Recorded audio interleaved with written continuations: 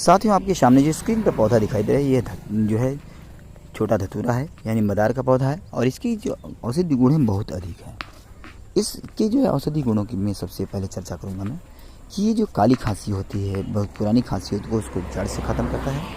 और इसके साथ साथ जो अगर आप जो बवासीर से परेशान हैं तो बवासीर को सही करता है। इसके साथ साथ किसी के जोड़ों में दर्द, घुटनों में दर्द, कोहनी में दर्द काफ़ी पुराना है, काफ़ी दिक्कत हो रही लोगों को, तो उसको भी दुरुस्त करता है। इसके साथ साथ अगर पनीर बनाना चाहते हैं तो इसके डंठल को दूध में डाल दीजिए। बॉईल करने के बाद आधे घंटे 1 घंटे बाद वो पनीर जमना शुरू हो जाएगा और कम से कम 3-4 घंटे में एकदम पनीर बन के तैयार हो जाएगा। देखिए, ये फूल है, फूल को जो है सुखा करके इससे तुलसी, लौंग, मरीच और शहद के साथ इसका जो है मिश्रण करके बारीक मिश्रण बना लें और उसको चाटने से खांसी सही हो